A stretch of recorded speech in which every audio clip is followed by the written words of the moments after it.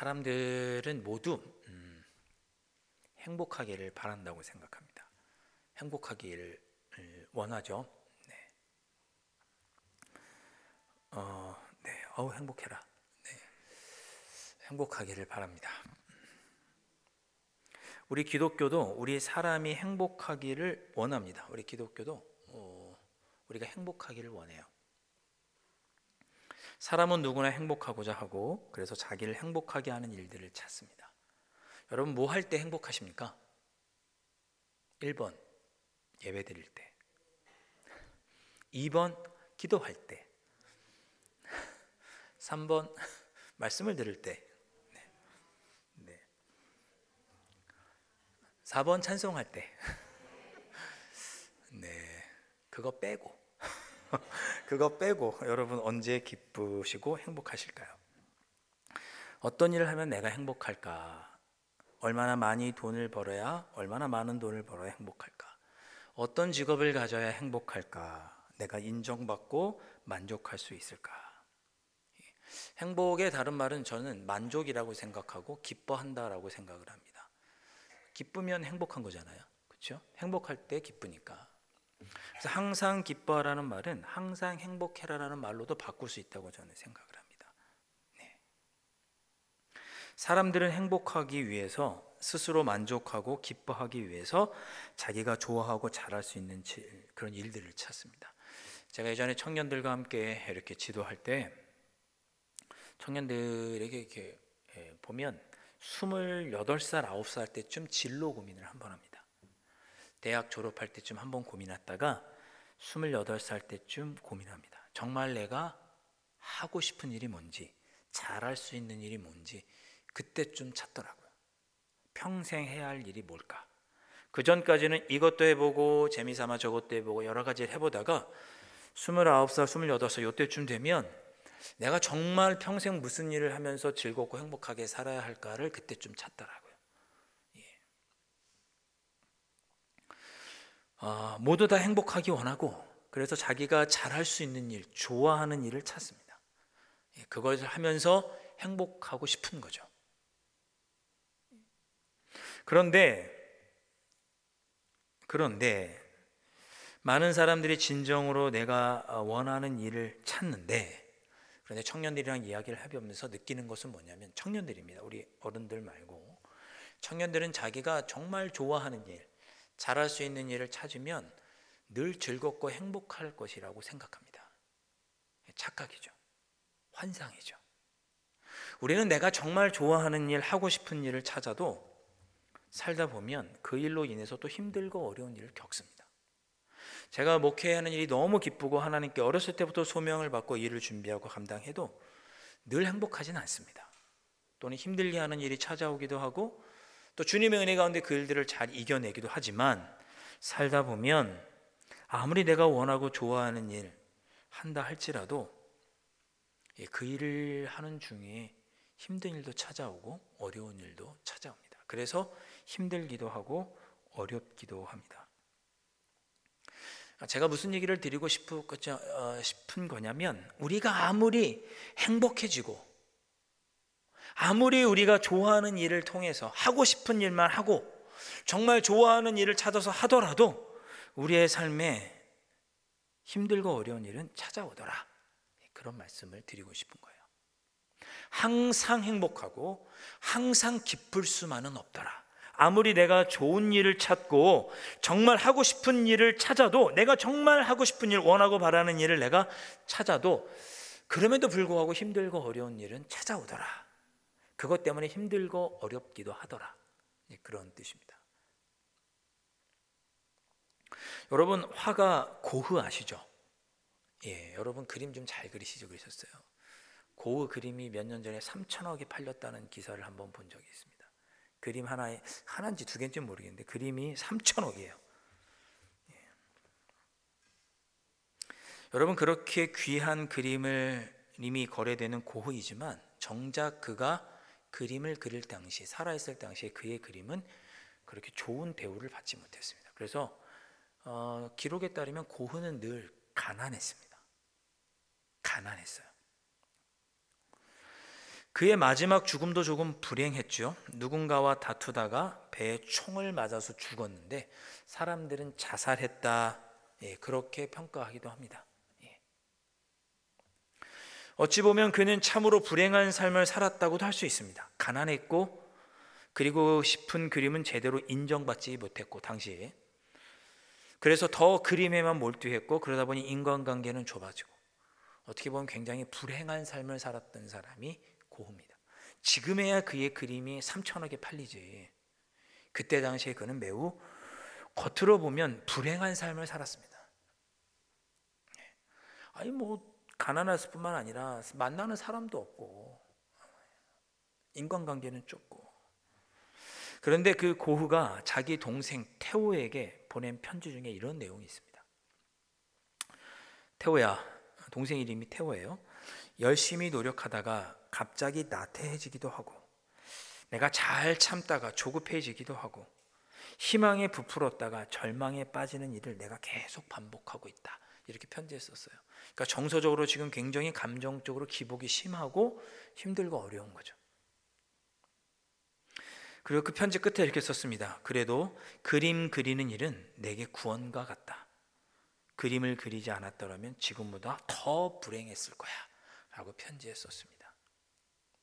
그는 그림 그리는 일이 좋았어요. 그림 그리는 일이 좋았고, 그 일이 너무나 좋았음에도 불구하고, 자기가 잘할 수 있는 일임에도 불구하고 그의 삶은 가난했고 인간관계는 좁았고 힘들고 어려운 일이 첩첩산중이었습니다. 그럼에도 불구하고 그래도 그나마 그가 행복할 수 있었던 이유는, 경제적으로 가난하고 인간관계가 좁았음에도 불구하고 그래도 그나마 그가 행복할 수 있었던 이유는 그림을 그릴 수 있어서, 그림을 그릴 때는 행복했던 거예요. 다른 때는 막 감정 기복도 심하고 제대로 빵 하나 그림 물감 살 돈도 제대로 없고 그렇게 힘들고 어려운 삶을 그가 살았습니다. 삶은 그런 것입니다. 아무리 내가 하고 싶은 일, 잘할 수 있는 일을 찾아도 그 일을 하다가 늘 행복할 수는 없습니다. 늘 기분 좋을 수는 없습니다. 늘 승승장구할 수는 없습니다. 힘들고 어려운 순간이 찾아오고, 그래서 마음이 아프기도 하고 곤고해지기도 하고, 어떻게 보면 세상적으로 보면 실패했다는 평가를 들을 수도 있고 그렇습니다. 그런데 오늘 읽은 성경 말씀은 뭐라고 하시냐면 항상 기뻐하라고 그러시거든요. 성경은 항상 우리가 아무리 좋은 일을 찾아도, 내가 잘할 수 있는 일을 찾아도 기뻐할 수만은 없는데 살다 보면, 내 성경은 항상 기뻐하라고 말씀했어요. 주 안에서 다시 권면하니 항상 기뻐해라, 빌립보 교회야. 그 다시 말하면 항상 행복해라, 그런 거죠. 어떻게 하면 우리가 항상 행복할 수 있을까?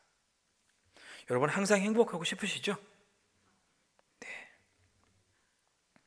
항상 행복하려고 하지 않으면 문제인데, 어떻게 하면 우리가 항상 행복할 수 있을까? 사도 바울이 빌립보 교회에 자기의 신앙의 경험을 토대로 권면합니다. 사도 바울이 지금 감옥에 갇혀서, 로마 감옥에 갇혀서 빌립보 교회에 있는 성도들에게 편지한 것이 빌립보서입니다. 빌립보 교회는 사도 바울이 유럽으로, 이렇게 터키에 있다가 마게도냐로 와서 우리를 도우라라고 하는 환상을 보고 유럽으로 건너가서 세운 첫 번째 교회가 빌립보 교회죠. 굉장히 애착이 가는, 그런 의미 있는 교회가 빌립보 교회였습니다. 다른 기록들에 따르면 빌립보는 비록 작은 도시였지만 오래되었고, 또 로마 군인들이 항상 거주하는 중요한 도시였다고 합니다. 그러다 보니 여러 가지 우상 숭배도 심했고, 다신교였고, 토착 종교의 로마 황제를 숭배하는 등 아주 우상 숭배가 심했던 도시가 빌립보였습니다. 그런데 사도 바울은 그런 교회에서도 목회했었고, 그리고 자기가 처음으로 유럽에 건너가서 세웠던 교회였기 때문에 굉장히 애착을 갖고 있던 교회가 빌립보 교회였습니다. 그런데 사도 바울이 복음을 증거하다가 로마 감옥에 갇혀 있는데, 듣자 이렇게 자기에게 찾아와서 면회를 하면서 들려준 사람들의 소식을 듣자 하니 빌립보 교회, 자신이 그렇게 애착을 갖고 있던 빌립보 교회가 지금 어려움에 처해 있다는 거예요. 어떤 어려움이 있었느냐? 빌립보 교회에 여성들이 많았는데 그로 인해서 교회 내에 분파가 있었다는 거예요. 빌립보 교회는 처음부터 여성들이 주축이 되어서 세워진 교회거든요. 자주 옷감을 파는 루디아라고 하는 여인의 집에서 교회가 시작이 됐습니다. 그래서 빌립보 교회는 여자 성도들이 교회를 잘 섬기고 그들이 중심이 돼서 교회를 성장시켜 왔어요. 그런데 교회 안에 여성들이 많았고 결국 그런 일로 인해서 교회에 여러 가지 문제가 생기고 분파가 있다는 얘기를 들었어요. 그래서 비록 감옥에 있지만 빌립보 교회를 권면할 필요를 사도 바울이 느꼈습니다. 그리고 좀 전에도 말씀드렸던 것처럼 빌립보 지역에는 여러 우상 숭배가 많았다고 말씀을 드렸잖아요. 그런 잘못된 우상과 그리고 특별히 유대인들이 교회에 찾아와서 잘못된 신앙을 전파하고 교회를 어지럽히고 바울이 전한 복음을 변절시키고 있다고 하는 그런 이야기를 듣자 사도 바울이 안 되겠다, 빌립보가 이렇게 되었다가는 넘어지겠구나 싶어서 빌립보 교회를 걱정하는 마음으로 로마 감옥에서 빌립보 교회를 향해서 쓴 편지가 빌립보서입니다. 그런데 오늘 뭐라고 그 빌립보 교회를 향하여 권면했느냐? 너희들 항상 기뻐해라, 이렇게 권면한 거예요. 4절 말씀 우리 한번 보실까요? 4절 말씀 우리 다 같이 한번 우리 4절 말씀 봉독해 보겠습니다. 시작. 주 안에서 항상 기뻐하라. 내가 다시 말하노니 기뻐하라. 아멘. 지금 사도 바울은 자신이 옥에 갇혀 있는데 자신처럼 기뻐하라고 말할 뿐만 아니라 지금 교회에 막 분란이 있고 여러 가지 사상들이 들어와서 교회가 지금 어려운 문제를 겪고 있는데 그런 교회를 향해서 너 지금 어려움을 겪고 있지만 기뻐해, 이렇게 지금 권면하고 있는 거예요. 지금 너의 삶이 힘들고 어렵지만 너 기뻐해, 항상 기뻐해, 항상 행복해 라고 지금 권면하고 있는 것입니다. 교회 안에 분파가 있고 거짓 이단이 들어와서 교회가 지금 혼란스러운 중에도 항상 기뻐하라고 빌립보 교회에게 권면하는 거예요. 어떻게 그럴 수 있겠어요? 빌립보 교회도 지금 난리가 났는데, 기뻐할 수만은 없는 일들이 있는데, 분파가 있고 다툼이 있고 막 이단이 들어와서 교회가 막 좌지우지되고 있는데 인간적인 눈으로 보면 기뻐할 수 없죠. 근데 사도 바울은 그들을 향하여 기뻐하라고 권면합니다. 명령형으로 말하잖아요. 기뻐하라. 여러분, 오늘 저희 이 말씀이 우리를 향하신 주님의 음성으로 여러분 들으실 수 있기를 정말 주님의 이름으로 축복합니다. 네. 어떻게 하면 사도 바울은 기뻐할 수 있을까? 4절 말씀에 이렇게 말합니다. 주 안에서 항상 기뻐하라.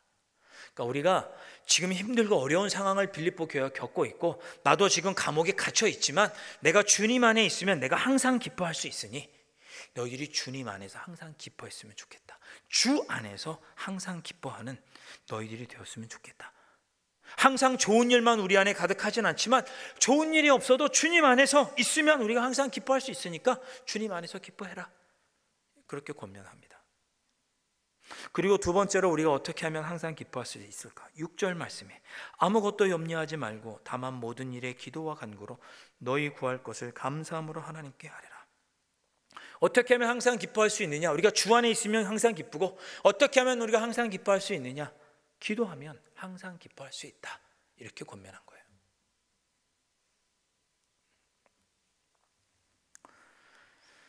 다른 내용 같지만 저는 이 두 권면이 하나라고 저는 생각합니다. 하나라고 생각해요. 제가 요즘 이렇게 우리 성도님들 몸이 편찮으신 분들이 많아서 문자를 하거나 전화를 하면 꼭 끝에 권면을 드립니다. 저 함께 기도하겠습니다. 기도할게요. 이렇게 제가 안부를 드립니다. 그리고 기도하죠. 기도합니다.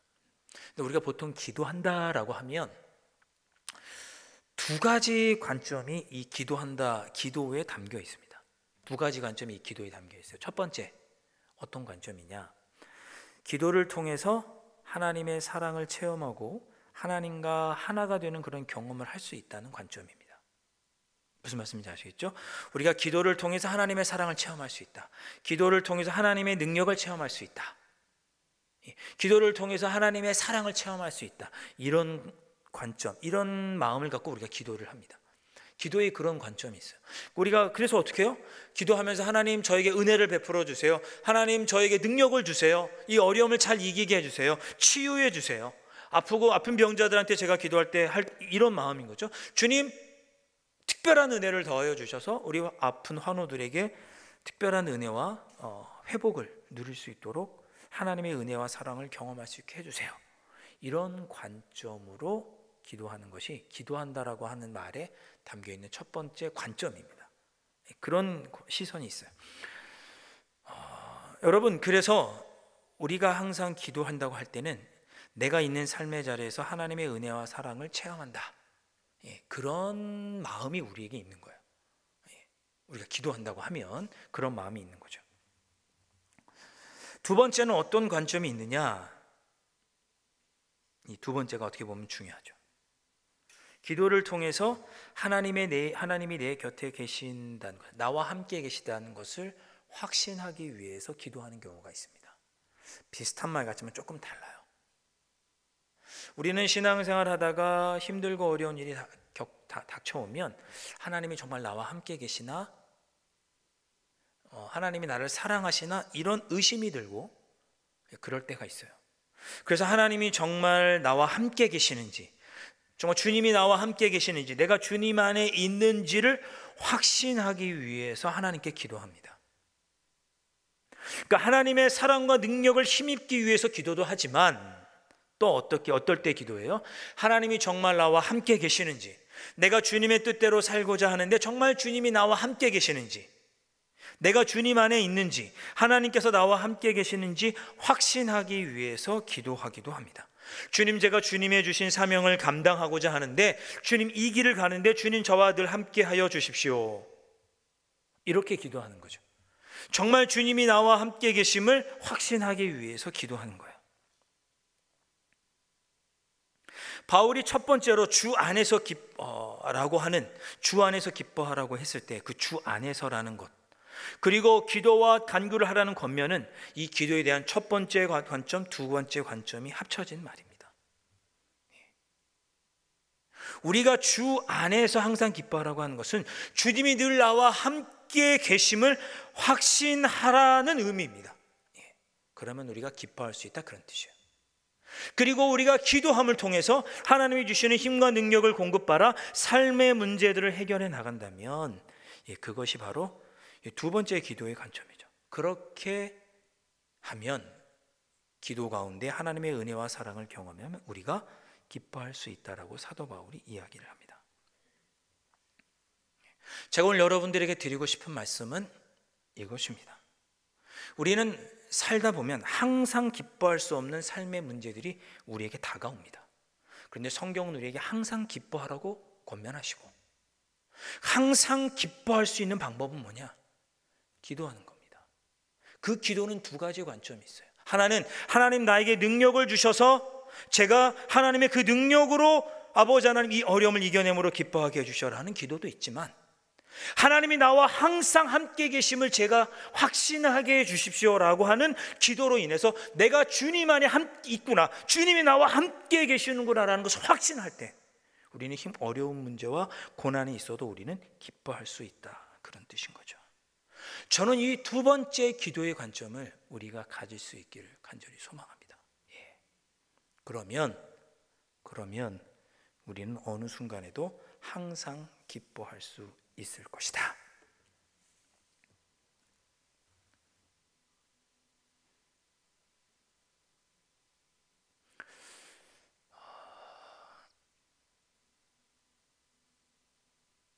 여러분, 이 얘기를 해야 되나? 너무 당연한 이야기여서 여러분 기도하셔야 됩니다. 감사합니다, 박강순 집사님. 내일 새벽에 뵐 수 있겠네요. 여러분 기도하셔야 됩니다. 기도는 하나님께서 나에게 은혜와 사랑을 베풀어 주시는 통로일 뿐만 아니라 하나님이 계시고 나와 함께 계시다는 것을 확신하는 순간이 기도입니다. 우리가 기도한다는 것은 하나님을 믿기 때문에 기도하는 거잖아요. 그 하나님이 나와 늘 함께 계시다는 것, 주님이 내 안에, 내가 주님 안에 있음을 확신하는 것이 기도예요. 그래서 기도하시라는 거예요. 그렇게 확신이 들어야 하나님께 은혜도 달라고 하고 사랑도 더 주셔서 이 고난과 어려움을 이기게 해달라고 간구할 수 있죠. 항상 우리의 삶에 기쁘고 즐거운 일만 있을 수 없지만, 그러나 우리의 삶에 고난과 어려움이 다가올 때 내가 그런 고난과 어려움 중에도 하나님께서 내 안에 계시고 내가 하나님 안에, 주님 안에 항상 있다는 확신이 든다면 우리는 그 순간에도 기뻐할 수 있다. 그러니 여러분, 기도하셔라. 항상 행복하는 비결이 바로 기도하는 것입니다. 여러분, 항상 행복하실 수 있기를 주님의 이름으로 축복합니다. 항상 기도하심으로 항상 행복하시고, 항상 기도함으로 항상 기뻐하시는 그런 여러분의 삶이 될 수 있기를 주님의 이름으로 축복합니다. 우리 함께 찬양하겠습니다.